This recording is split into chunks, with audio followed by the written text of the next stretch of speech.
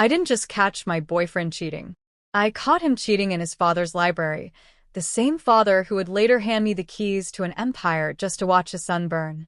Before we begin, I need your help. We're working toward 1,000 subscribers, and every single one matters. If you enjoy forbidden romance and stories of dangerous men who'd burn the world for the ones they love, please hit that subscribe button. And I'd love to know where you're listening from. Drop a comment telling me your city or country. It means the world to know our stories are reaching you wherever you are. The Makiza Estate Library smelled like old leather, aged whiskey, and secrets that had been buried for generations. My heels echoed against imported Italian marble as I pushed open the mahogany doors, a bottle of Julian's favorite wine in one hand, expecting to surprise him with an early dinner. Instead, I found him pressed against his grandfather's antique desk with Claire, my roommate, my supposed friend. Her dress was bunched around her waist, and his hands were tangled in her hair. I should have screamed. I should have thrown the bottle. I should have collapsed into the kind of dramatic breakdown that Julian could dismiss as hysteria. But I didn't. I simply turned, my champagne-colored dress catching the amber light from the Tiffany lamps, and walked away with a composure that felt like ice spreading through my veins. And in that glacial silence, I felt eyes on me, not Julian's, not Claire's, but someone else's. From the upper gallery, half hidden in shadows with a crystal tumbler of whiskey in his hand, Daniel Makiza watched me leave. And I swear I saw him smile.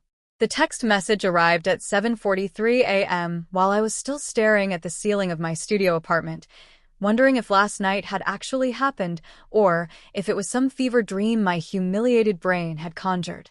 My study. 9 a.m. Come alone. Dime chiesa. No explanación. No platitudes. Just a summons from a man who probably hadn't asked permission for anything in 30 years. I should have ignored it.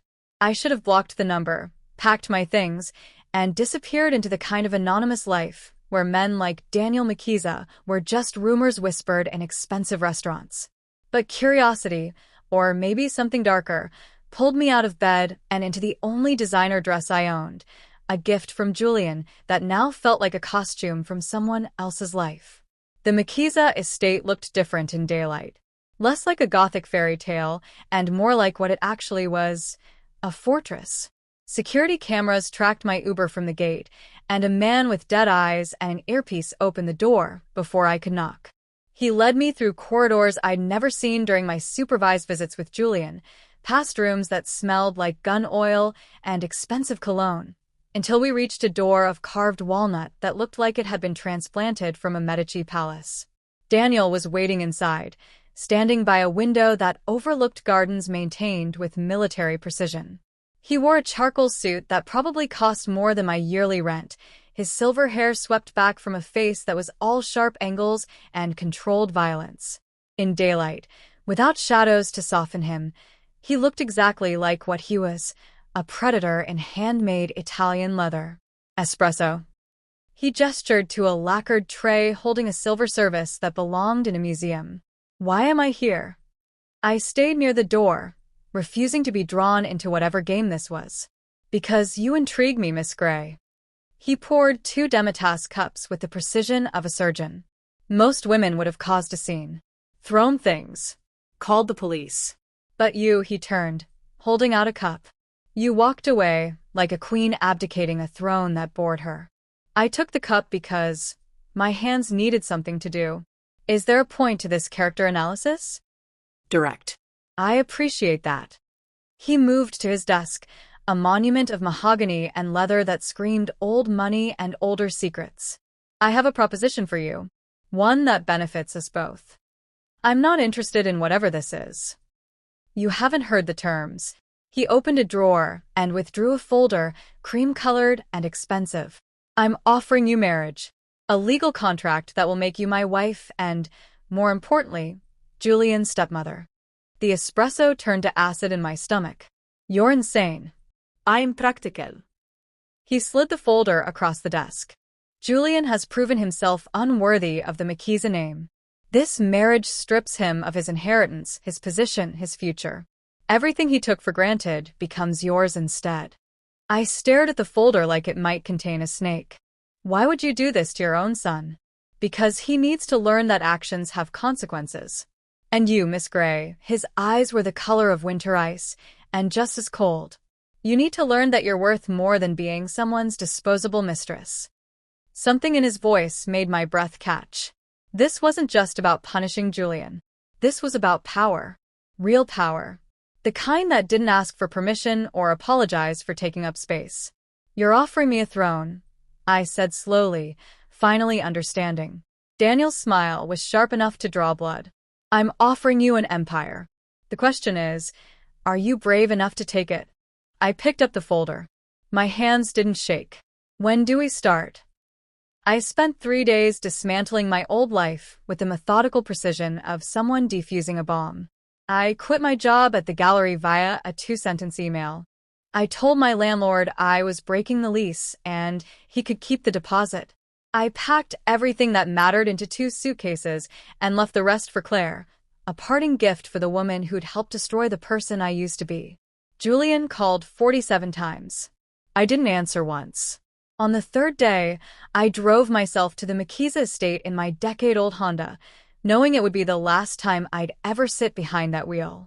The guards at the gate expected me this time, waving me through without question, and I realized Daniel had been so certain of my answer that he'd already added me to the security clearance list. The arrogance should have insulted me. Instead, it sent a thrill down my spine. Daniel met me in the foyer, dressed in navy today, his silver hair catching the light from the chandelier overhead. His eyes tracked over me. The black sheath dress I'd chosen, the heels that added 3 inches to my height, the way I'd swept my hair into a chignon that exposed the line of my neck. You came, he said, though it wasn't really a question. I burned it all, I replied. There's nothing left to go back to. Something flickered in his expression. Approval, maybe. Or possession. Good. We signed today. He led me to the same wood-paneled study where this had all begun, but this time the room held an audience. A lawyer in an expensive suit stood by the desk, papers arranged with geometric precision. Marcus, Daniel's consigliere, whom I'd researched obsessively over the past 3 days, leaned against the bookshelf with the casual alertness of a career predator. And Julian, slumped in a leather chair like a prisoner awaiting execution, his face pale and his eyes red-rimmed. He looked like he hadn't slept since the night I'd walked out of the library. Monica. He stood, the chair scraping against hardwood. Please. We need to talk. Sit down. Daniel's voice was soft, but Julian dropped back into the chair like he'd been struck. The power dynamic was suddenly, brutally clear. This had never been Julian's house, his empire, his inheritance. He'd just been borrowing it. The lawyer cleared his throat. Miss Gray, if you'll review the prenuptial agreement, we can proceed with the signing. I moved to the desk, hyper-aware of Julian's stare burning into my back, of Daniel positioning himself beside me, close enough that I could smell his cologne, something dark and expensive that probably cost more than my car. The prenuptial was 40 pages of legal language that boiled down to one simple truth. In marrying Daniel, I would become Julian's legal stepmother. Every asset, every business holding, every dollar that would have been his would bypass him entirely. This is insane. Julian's voice cracked. Dad, you can't, She's nothing to you, Daniel said quietly. Not anymore. I picked up the pen. It was heavy, probably platinum, the kind of object that announced its own importance. My hand hovered over the signature line, and for one heartbeat I considered walking away, returning to the safe obscurity of my old life. Then I felt Daniel's hand settle on my lower back, warm through the fabric of my dress, possessive and claiming, and I thought of all the times I'd made myself smaller, quieter, less, just to fit into Julian's world. I signed my name in steady strokes. Julian made a sound like something dying.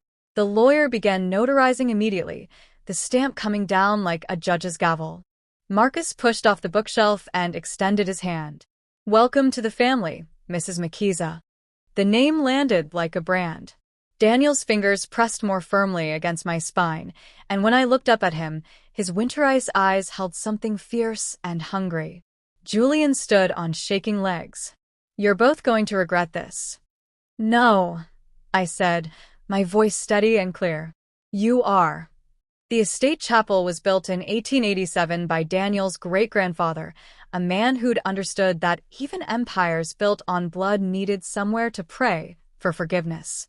It was all dark wood and stained glass, intimate enough for 30 people but grand enough to remind everyone exactly whose house this was.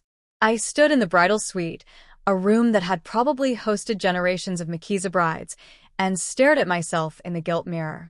The dress Daniel had commissioned was deep burgundy silk, the color of old wine and older sins, cut to fit my body like it had been poured over me. No white.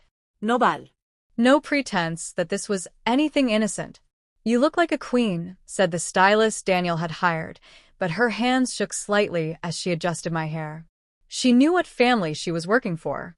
A knock at the door, and Marcus entered without waiting for permission. He looked uncomfortable in his tuxedo, like a wolf forced into formal wear. "It's time. Mr. Makiza is waiting." The chapel was full of men in expensive suits who didn't smile.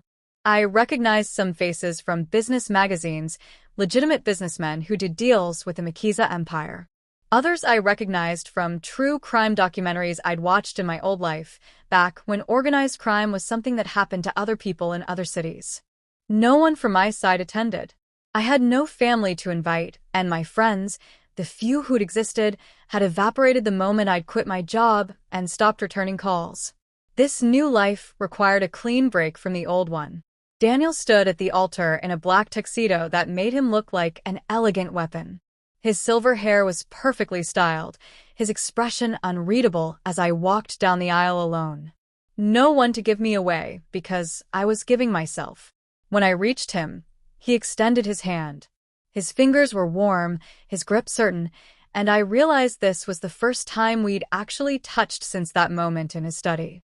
The priest was elderly, his voice shaking slightly as he read from a leather-bound book that looked older than the chapel itself. I wondered how many Makiza weddings he'd performed, how many vows he'd blessed that were really contracts. "Do you, Daniel Makiza, take Monica Gray to be your lawfully wedded wife?" Daniel's eyes never left mine. "Ida." "And I vow this. Anyone who touches her, anyone who threatens her, anyone who looks at her wrong will learn what it means to cross the Makiza family. She is mine now. Mine to protect. Mine to defend." "Mine." The words should have sounded romantic. Instead, they sounded like a declaration of war. Several men in the pews shifted uncomfortably. Marcus's expression remained carved from stone. "And do you, Monica Gray, take Daniel Makiza to be your lawfully wedded husband?"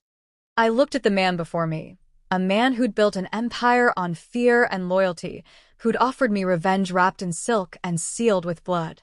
A man whose son I'd loved, or thought I'd loved, in another lifetime. "I do," I said clearly.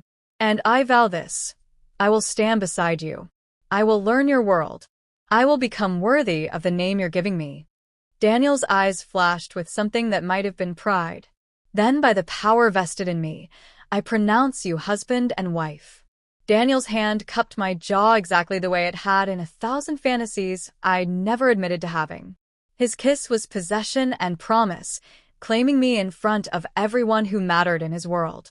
When we broke apart, I was breathless. Daniel turned us to face the congregation, his arm around my waist like a brand. "Gentlemen," he announced, his voice carrying through the chapel like a benediction and a threat. "My wife." The applause was measured, controlled, respectful. But I caught the glances being exchanged, the calculations happening behind expensive poker faces. They were all wondering the same thing. What kind of woman marries a monster for revenge? I lifted my chin and smiled. The kind who becomes a monster herself. The private wing occupied the entire third floor of the east side of the estate, accessible only by a single elevator that required both a keycard and a fingerprint scan. Daniel handed me both on our wedding night, along with a smartphone that he said was encrypted and monitored by his security team.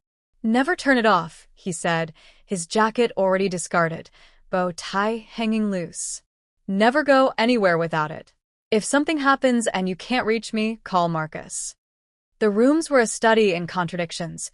Bulletproof glass windows that overlooked manicured gardens, Renaissance paintings worth millions hanging on walls reinforced with steel plating, silk sheets on a bed positioned so that the door was always visible.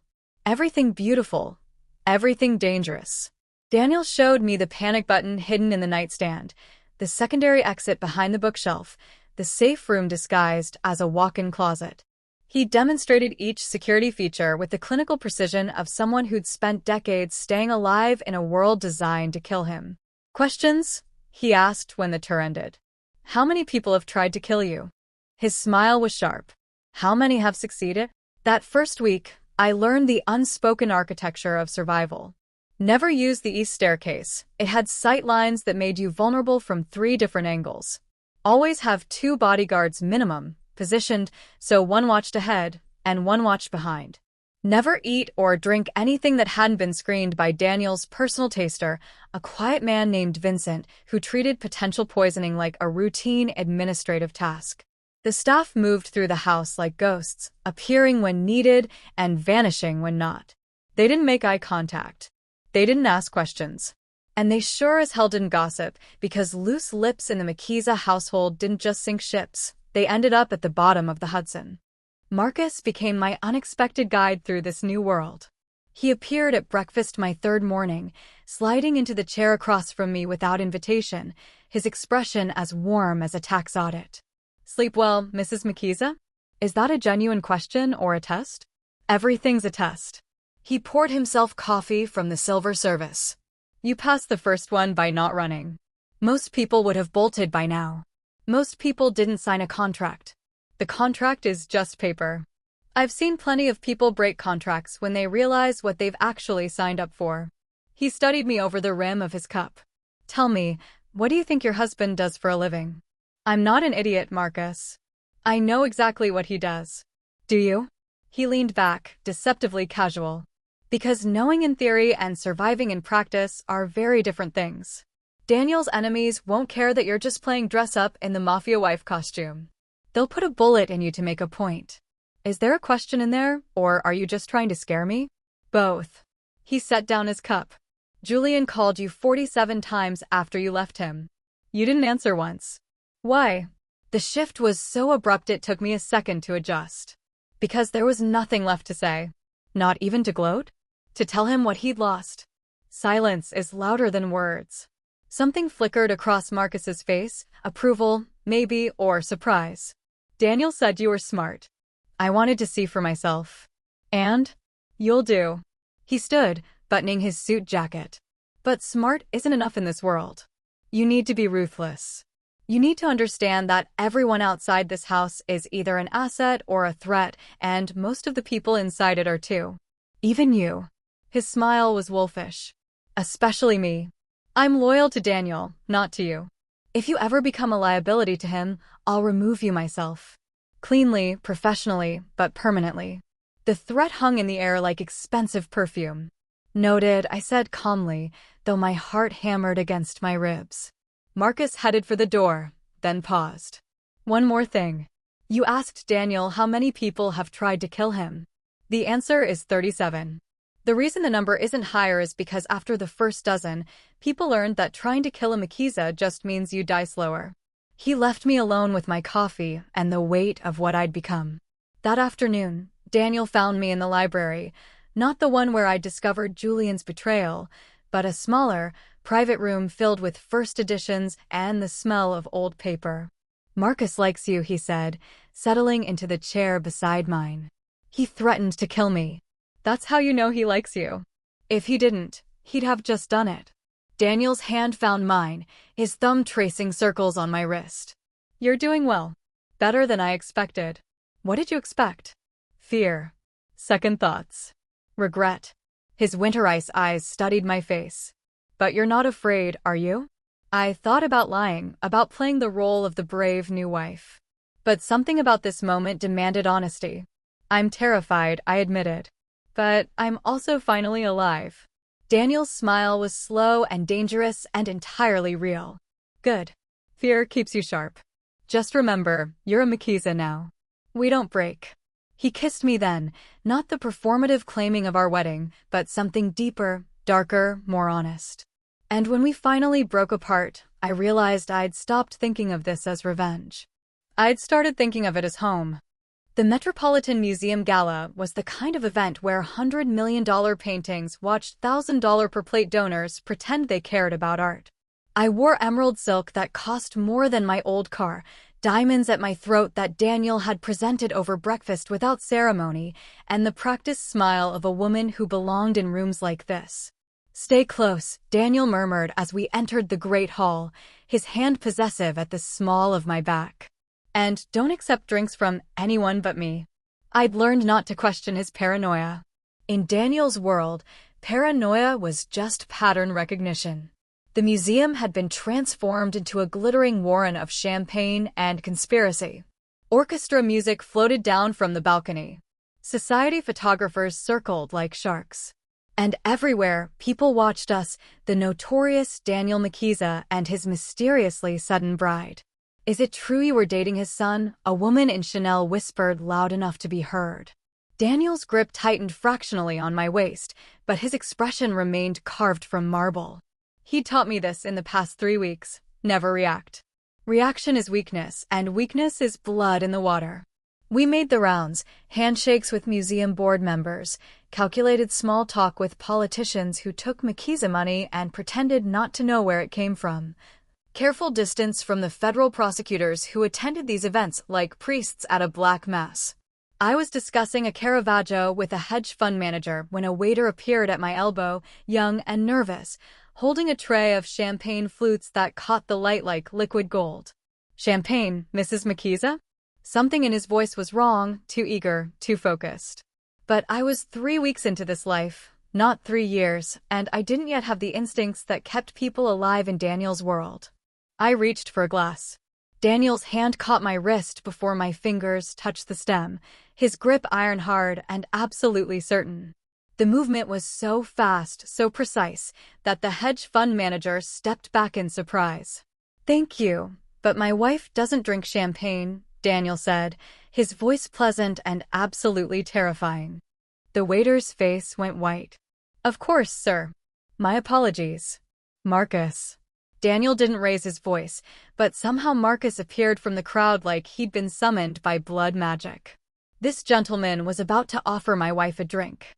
"I think he should join us outside for some air." It happened so smoothly that most people didn't even notice.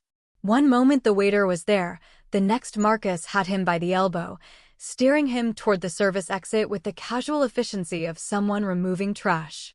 Daniel turned back to the hedge fund manager, his expression never changing. "Now, where were we?" Yes, the Caravaggio. Personally, I've always preferred his later work, all that divine light emerging from darkness. Very symbolic, don't you think? We stayed another hour because leaving would have shown weakness. Daniel worked the room like a maestro conducting a symphony of corruption, and I played my part, the elegant wife, the perfect accessory, the woman who absolutely had not just watched someone disappear for the crime of bringing her champagne. But my hands shook. Daniel noticed. "We're leaving," he announced to no one in particular, and suddenly our car was being brought around. Our coats were being retrieved, and we were in the back of the armored Mercedes before I could fully process what had happened. The door hadn't even closed before Daniel pulled out his phone. "Report." Marcus's voice came through the speaker, crisp and clinical. "Volkov asset. Cyanide in the champagne, enough to kill her in minutes. He's being questioned now." My stomach turned to ice. Cyanide. I'd been seconds away from drinking cyanide. "Where?" Daniel's voice was soft, which I'd learned meant he was at his most dangerous. "The warehouse in Red Hook. Do you want to?" "I'm coming." "Daniel, the board meeting in the morning. Reschedule it." He ended the call and turned to me, his winter ice eyes searching my face. "Are you hurt?" "No. I stopped, unsure what I actually was. Terrified? Furious? Alive?" "This is my fault," he said quietly. "I should have known they'd move this fast. The Volkovs have been testing our defenses since the wedding, and he stopped, something raw crossing his face. "I brought you into this world. I made you a target. I chose this. My voice was steadier than I felt. I signed the papers. I took your name. You didn't know what that meant. Then show me. He studied me for a long moment, then leaned forward to the driver. Red Hook Warehouse. And call ahead, tell them I'm coming personally. The warehouse was exactly what I expected. Industrial decay hiding industrial violence. Daniel led me inside like we were attending another gala, past men with guns who nodded respectfully, down concrete stairs that smelled like rust and fear. The waiter was zip-tied to a metal chair, his face already showing the early stages of Marcus's interrogation.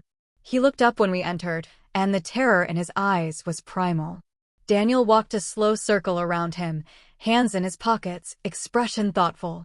You tried to kill my wife. They have my sister, the waiter sobbed. The Volkovs, they said they'd kill her if I didn't. Where is she? Hope flickered across the waiter's face. Brighton Beach. An apartment above the... Daniel turned to one of his men. Get the sister. Bring her somewhere safe. Then back to the waiter. You'll live. But you'll remember this. The Makiza family protects those who are honest with us. And destroys those who aren't. In the car afterward, I couldn't stop shaking. Daniel pulled me against him, his hand stroking my hair with surprising gentleness. You saved his life, I whispered. I saved his sister's life. He's still going to lose 3 fingers for touching what's mine. His voice was matter-of-fact, like he was discussing the weather. But the Volkovs will lose much more. They tried to take you from me. That's not something I forgive. I pulled back to look at him. What are you going to do? His smile was terrible and beautiful and absolutely certain. I'm going to remind them why people fear the Makiza name. And then I'm going to make sure they never threaten you again. He kissed me then, fierce and claiming and tasting like expensive whiskey and expensive violence. And I kissed him back, because I'd finally understood the truth. I hadn't married a monster. I'd married a man who'd become a monster to protect the things he loved. And now I was one of those things. I found him on the rooftop garden at 2 a.m, standing at the edge where the security lights faded into darkness. He'd left our bed without waking me, but I'd felt his absence like a physical thing, a cold space where warmth had been. The rooftop garden was his private sanctuary, accessible only through a hidden staircase in our bedroom. It was all container plants and wrought iron, herb boxes and night-blooming jasmine, beautiful and fortified. Even here, 3 stories up and surrounded by armed guards, Daniel chose his ground carefully. He didn't turn when I approached, though I knew he'd heard me. The man was incapable of being surprised. Can't sleep? I asked, wrapping my robe tighter against the October wind. I keep thinking about the waiter. His voice was quiet, contemplative. About how close they came. But they didn't. You stopped it. This time. He finally turned, and in the moonlight his face looked carved from stone and shadow. There will be other times, Monica. Other attempts. The Volkovs won't stop until they've sent their message. Then we'll stop them. You say we like you understand what that means. He moved closer, and I caught the scent of whiskey and night air. You've been a Makiza for 3 weeks. You don't know what this family has paid for the empire I'm handing you. Then tell me. He was silent so long I thought he wouldn't answer. Then he gestured to the wrought iron bench positioned to overlook the gardens below. Sit with me. I sat. He remained standing, staring out at the darkness like he could see ghosts moving through it. I was married before, he said finally. Isabel. An arranged marriage between families, designed to unite territories and prevent bloodshed. I was 26. She was 23. Neither of us wanted it, but we did our duty. I waited, sensing that interruption would shatter whatever fragile confession he was building. She was kind. Gentle. Everything I wasn't. She painted watercolors and volunteered at children's hospitals and tried desperately to find something good in the monster she'd been given. His hands gripped the railing, knuckles white. And then she got pregnant. My breath caught. Julian was 8 months old when the Volkovs decided they wanted to renegotiate our territory agreements. I said no. They said I'd reconsider. He turned, and his eyes were empty in a way that terrified me. They sent her back to me in pieces. A message. A demonstration. A reminder that even men who build empires can lose everything. Daniel. I hunted them. Every man who touched her, every man who gave the order, every man who knew and didn't stop it. It took me 3 years, but I found them all. And I made sure they understood exactly what happens when you take something from a Makiza. His voice was flat, reciting facts. The Volkov family lost 17 members in 3 years. They called it the Red Autumn. The FBI investigated for a decade and found nothing. He sat beside me then, suddenly looking exhausted. Julian never knew his mother. I raised him to be hard, untouchable, safe. I thought if I taught him to be ruthless, they could never use him against me. Instead, I created a son I can barely recognize. Is that why you offered me the marriage? To punish him for being what you made him? No, he took my hand, threading his fingers through mine with uncharacteristic gentleness. I offered you the marriage because when I saw you walk out of that library, head high, spine straight, refusing to break, I saw something I thought I'd buried with Isabel. What? Hope. The word sounded foreign in his mouth, like a language he'd forgotten how to speak. Hope that maybe there was still something worth protecting in this world. Someone who could stand beside me without being destroyed by what I am. I stared at our intertwined hands, his scarred and calloused from decades of violence, mine still soft from 3 weeks of learning to survive. You're terrified, I said quietly. Not of the Volkovs. Of caring about me. His laugh was bitter. Terrified doesn't cover it. Every time you leave a room, I calculate the 17 ways someone could kill you before I could stop them. Every meal, every car ride, every public appearance, I'm watching for the threat I might miss. He turned to face me fully. Isabel died because I wasn't fast enough, wasn't careful enough, wasn't ruthless enough. I won't make that mistake again. So, what does that mean? It means the Volkovs tried to kill you, and I'm going to erase them from existence. Not just the men who gave the order, the entire organization. Every asset, every territory, every ally. I'm going to take everything they've built and burn it to the ground. His eyes held mine, and in them I saw the monster he'd warned me about. Because you're not a pawn in my game with Julian, Monica. You're the queen I didn't know I was looking for. The words should have terrified me. Instead, they ignited something fierce and hungry in my chest. Then stop protecting me like I'm fragile, I said, my voice steady. Teach me. Train me. Make me dangerous enough to stand beside you instead of behind you. Daniel's smile was slow and predatory and entirely genuine. You want to learn the family business? I want to learn how to survive it. How to fight back. How to make sure that anyone who comes for us regrets it. I leaned in, close enough to feel his breath. I didn't become a Makiza to hide in a gilded cage.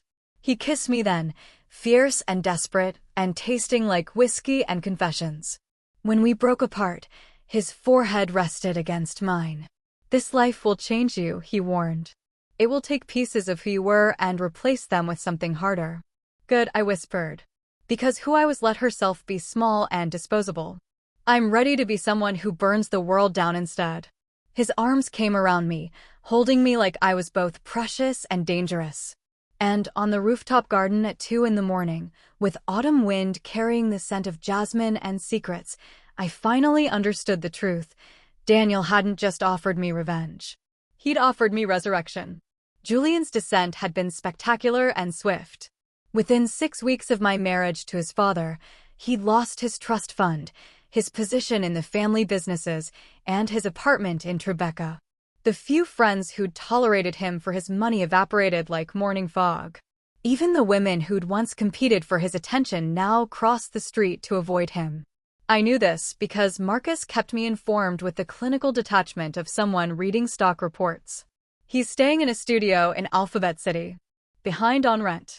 Maxed out 3 credit cards trying to maintain appearances. Should I feel sorry for him?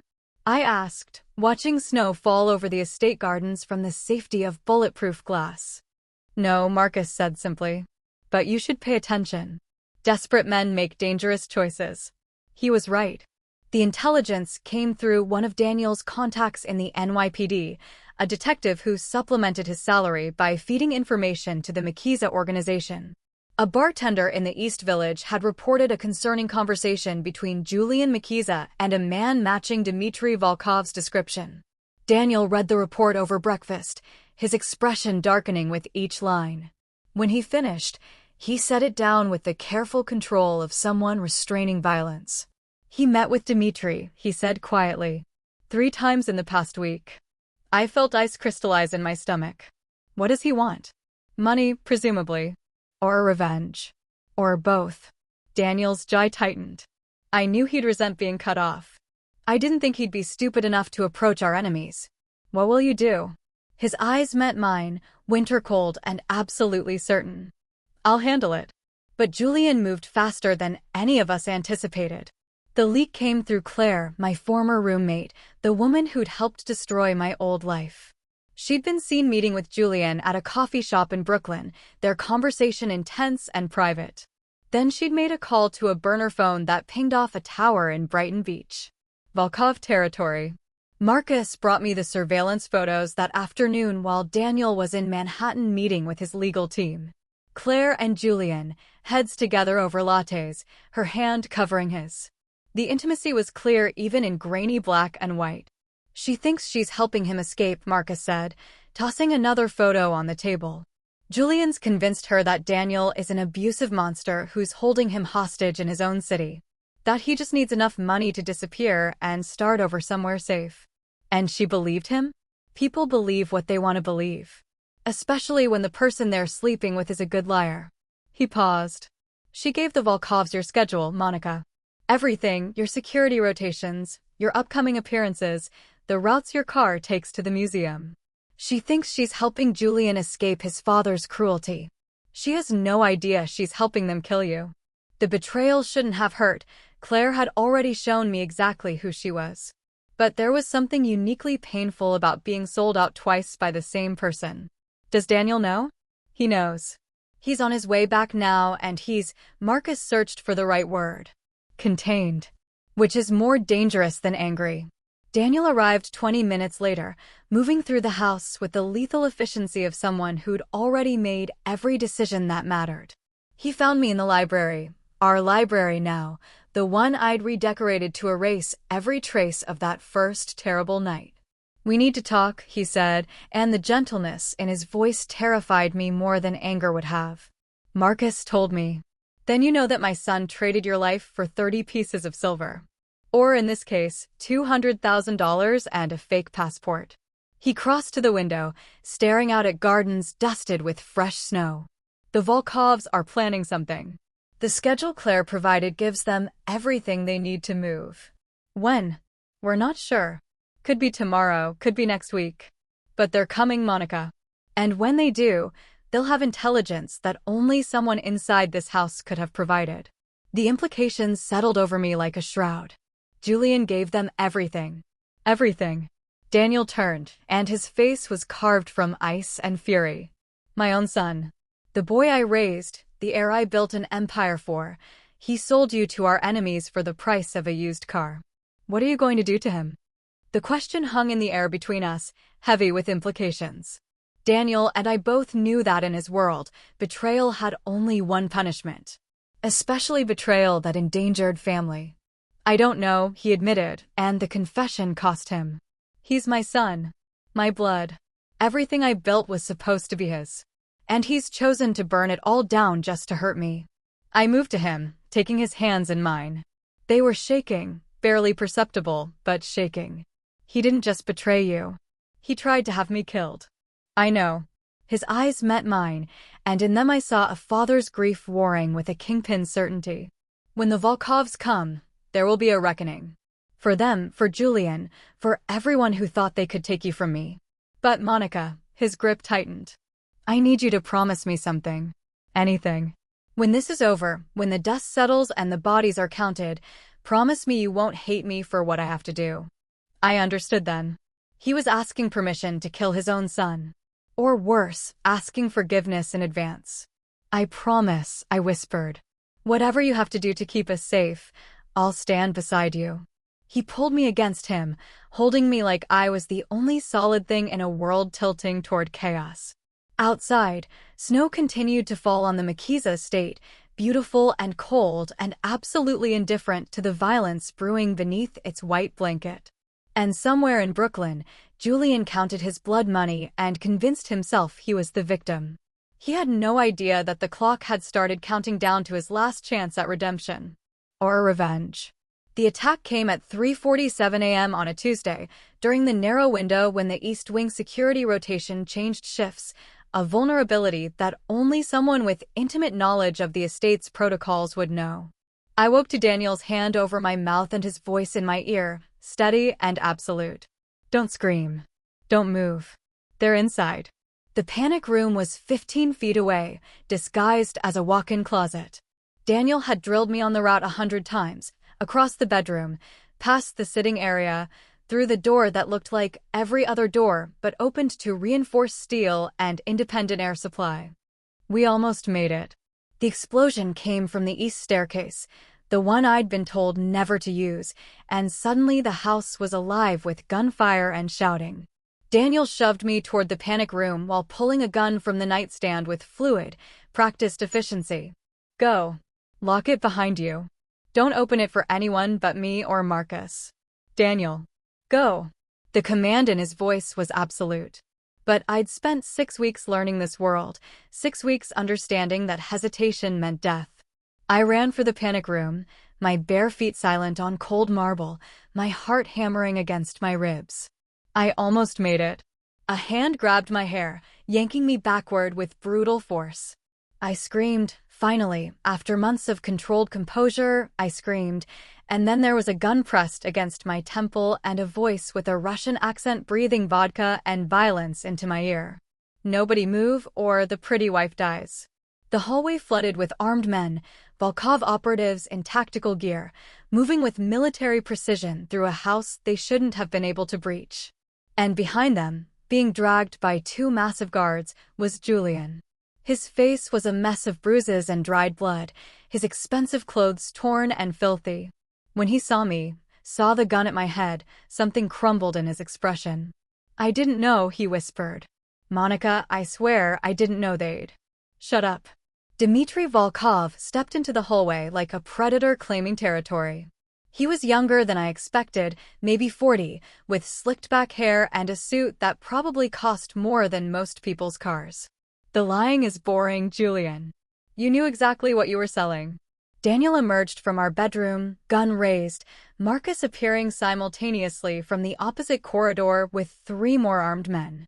The hallway became a Mexican standoff, Volkov's on one side, Mikiza's on the other, and me caught in the middle with a gun to my head.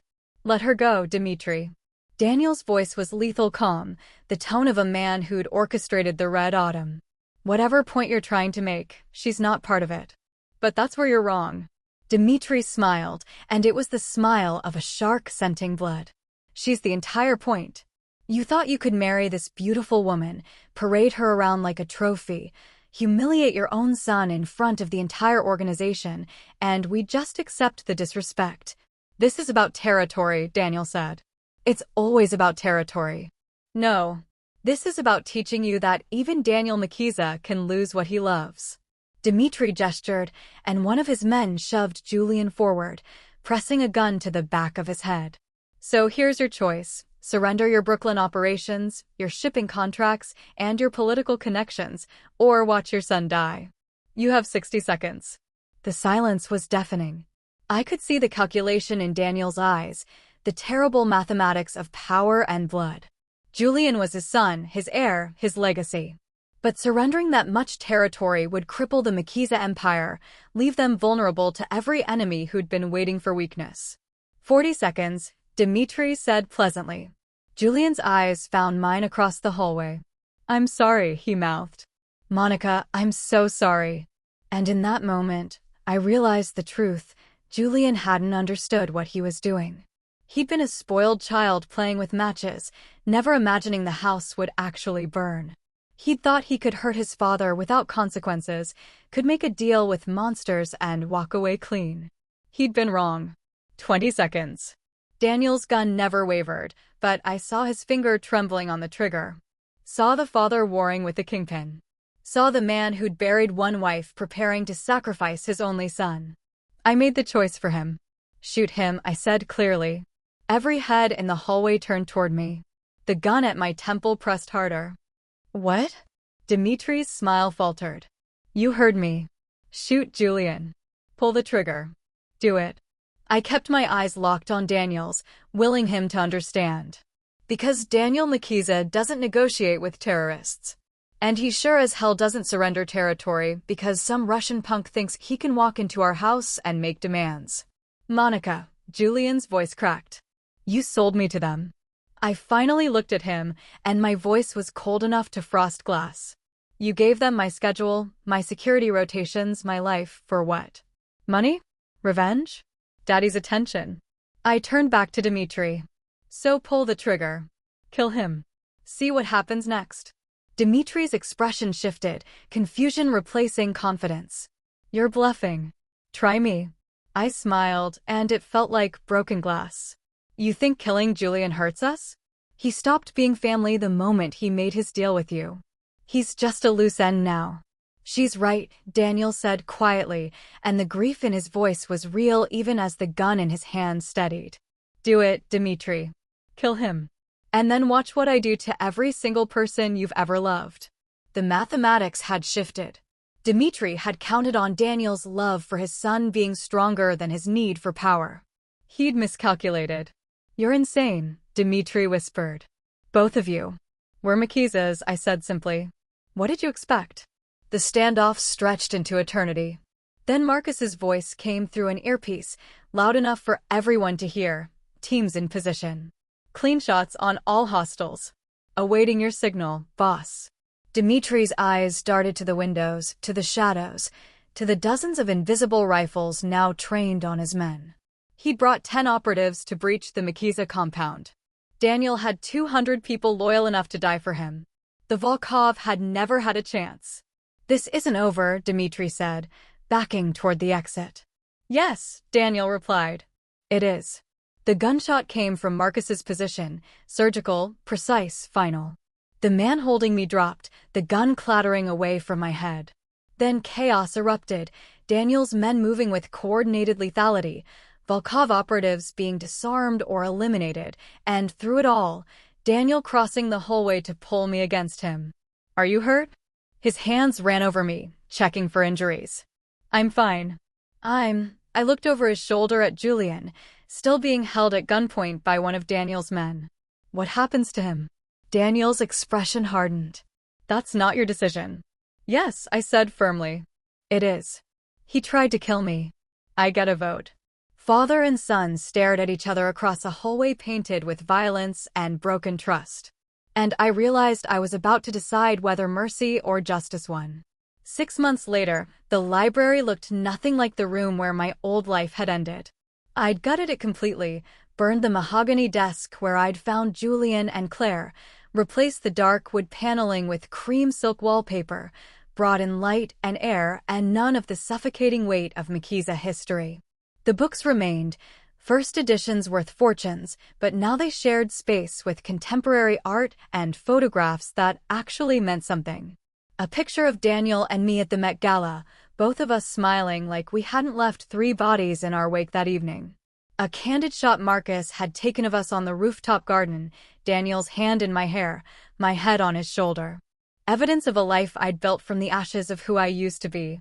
I stood at the window where Daniel had watched me leave that first night, looking out at April gardens exploding with color. The estate had been transformed too, higher walls, better security, more cameras. After the Volkov breach, Daniel had made sure that nothing short of a military invasion could touch what was his. What was ours? The Volkov organization had been systematically dismantled over the past 6 months. Dimitri himself had disappeared 3 days after the attack. Officially, he'd fled to Moscow. Unofficially, he was buried somewhere in the Pine Barrens, though I'd learned not to ask for details I didn't need. The rest of his operation had crumbled without leadership, their territory absorbed into the Makiza Empire like water soaking into sand. Claire had vanished too, though her disappearance was less permanent. Daniel had given me the choice, revenge or mercy. I'd chosen a third option, exile. She was somewhere in the Midwest now, working as a waitress under a new name, with the understanding that if she ever set foot in New York again, mercy would expire. Some betrayals earn death. Others earned worse. And Julian. Julian was alive, which was more than he deserved and less than he'd hoped for. I'd made the call in that hallway, with gun smoke still hanging in the air and blood cooling on marble floors. Mercy, but the expensive kind, the kind that costs everything. He was in Argentina now, in a small town whose name I couldn't pronounce, living on a stipend that kept him fed but never comfortable. No trust fund. No family name. No connections to call on when he got bored or scared or desperate. Just enough money to survive and a passport that would trigger alarms if he ever tried to come home. Daniel had wanted to kill him. I'd seen it in his eyes that night, the need to eliminate the threat, to punish the betrayal, to end the bloodline that had failed him so spectacularly. But I'd asked for mercy, and Daniel had given it to me, because by then we both understood that I wasn't asking as his wife. I was commanding as his equal. The door opened behind me. I didn't turn. I'd learned to recognize Daniel's footsteps, the particular rhythm of his movement through space. He crossed the library in silence, his arms sliding around my waist, his chin resting on my shoulder as we both stared out at the gardens. Thinking about him, he asked quietly. Thinking about her. Who I was when I walked into this room. I leaned back against him, fitting into the spaces he made for me. Monica Gray. 26 years old. Art curator. Girlfriend of Julian Makiza. She was so small, Daniel. So careful about taking up space. She was surviving. She was dying. I turned in his arms, looking up at the man who'd offered me resurrection disguised as revenge. Silver threaded through his dark hair now, laugh lines, actual laugh lines, had appeared at the corners of his eyes. He looked younger than he had 6 months ago, as if letting someone in had somehow lightened the weight he carried. You gave her a choice. Become someone new or disappear into who she'd always been. You gave yourself the choice, he corrected. I just held the door open. Liar. I smiled. You kicked the door down and dragged me through it. His laugh was low and warm, the sound of a man who'd remembered how. Semantics. We'd been married 6 months, together in the truest sense for maybe 4, and I still couldn't quite believe this was my life. Some mornings I woke up expecting to be back in my studio apartment, preparing to curate someone else's beauty. Then I'd feel Daniel beside me, smell coffee being brewed by staff who answered to me, remember that I commanded an empire built on fear and loyalty and blood. I'd become exactly what I needed to be. Marcus appeared in the doorway, tablet in hand, expression professionally neutral. The quarterly reports are ready for review. And the Bratva are requesting a sit-down about the Brighton Beach territory. Tell them Tuesday, Daniel said without releasing me. And get Salvatore on the phone. I want to know why our shipments are running 2 days late. Already done. He blames the Port Authority, but I'm having it verified. Marcus's eyes flicked to me.